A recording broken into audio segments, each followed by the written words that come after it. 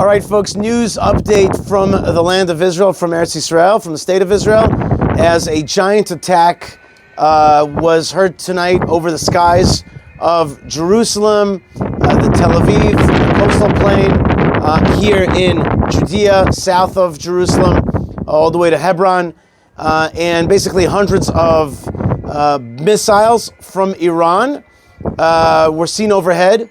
And Israel Air Defense scrambled to intercept them, and we had a lot of successful intercepts. There were some landings. There is some video of explosions hitting the ground.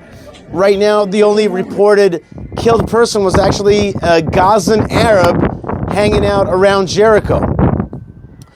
So that's kind of unexpected, but seems like there was no Israelis majorly injured from this rocket attack, which is miraculous and amazing in itself. However, just a bit earlier, before that rocket attack, a massive terror attack where two gunmen were in a train station in Jaffa.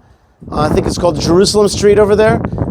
They were shooting up around the train station, and they managed to murder 6 Israelis, probably all Jews. That's what the reports are saying.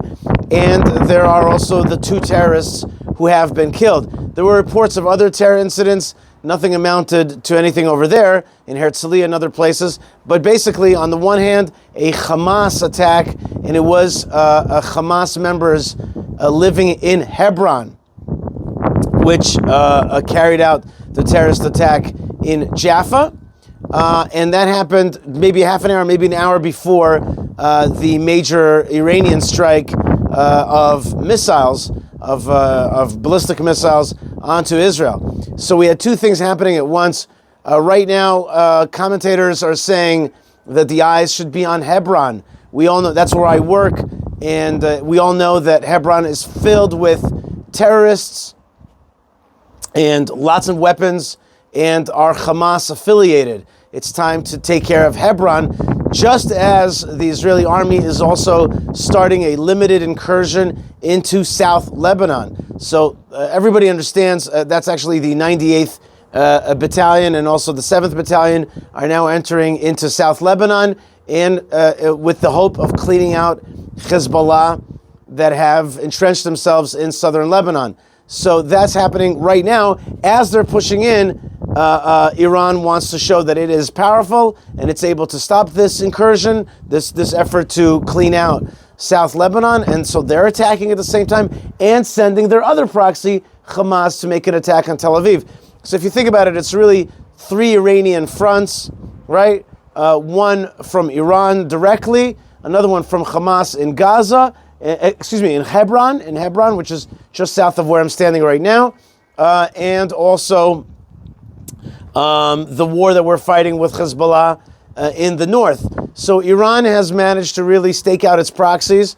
They have put out their chess pieces in order to make a chokehold around Israel's throat.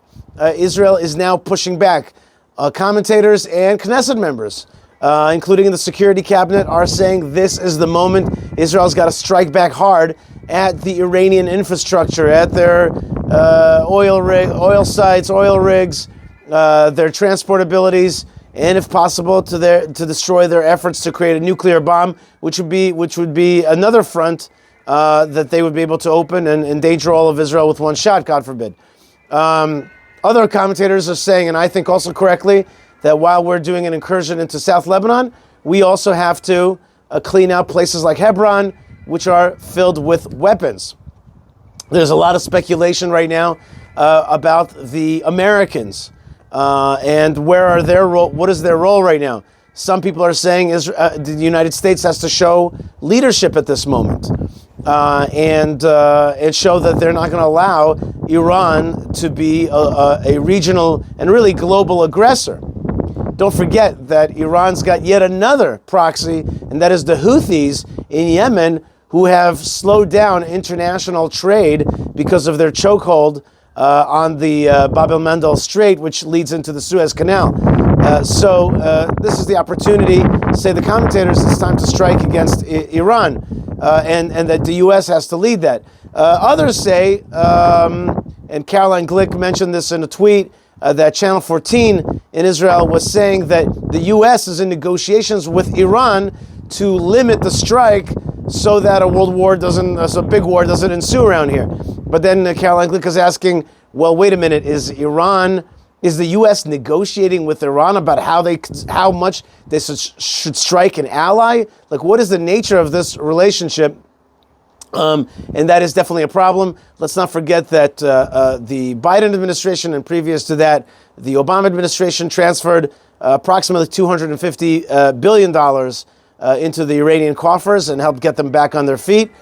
So that is a question mark as well. Where is the U.S. in all of this? That being said, Israel has to defend itself. Not only does it have the right to defend itself, as is too often said, because that's so obvious, Israel must defend itself, and this is a moment, it's a crisis moment, but it's also a moment of opportunity. It's a moment of opportunity to strike against the enemies of Israel and to show them, to show Iran that they've crossed the line and that Israel will have zero tolerance for this kind of attack from here on in. Finally, there's also a religious component, of course. Here in the Middle East, there's always a religious component, with some commentators talking about Gog Umagog, which is, this prophetic, war at the end of times. But one thing is for sure, is that the God of Israel is protecting Israel and giving our soldiers strength. We were hit hard tonight by a massive attack that got most of Israel into bomb shelters, and 6 Jews were murdered by a different Iranian inspired attack. And so that means that we really are under great threat, even though Israel was recently able to eliminate Hassan Nasrallah and leadership of Hamas as well. At the same time, Israel is still very much under fire, and that's what we saw tonight. And the God of Israel protects the Jewish people, and we have to call upon Him. And I add here that tonight is the last night before Rosh Hashanah. Tomorrow night is the new year. And we've had a tough year here in Israel. And yet we've gone a lot stronger in many ways. We've become a fighting army again. We've become more unified and more steeled. And we have a tough spirit here in Israel, a strong spirit. We got to get that even further with more Jewish identity, with more reliance on God, and at the same time, more of a striking force through the might of the IDF. Those are both true. More God, more IDF. Those are both true in how Israel has to continue to prosecute this war and push back.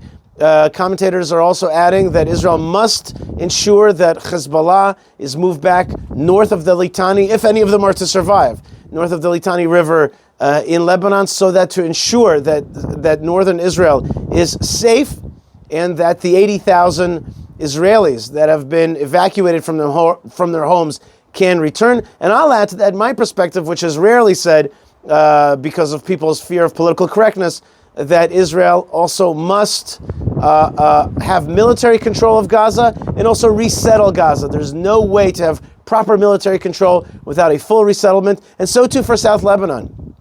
Enemies of Israel should know that they will lose land to Israel. Israel will grow through their attacks, and that will, of course, be the greatest deterrence to them, is if they lose that land in perpetuity forever. No other entity is going to do the governing that we need to do here. That's my opinion, my perspective.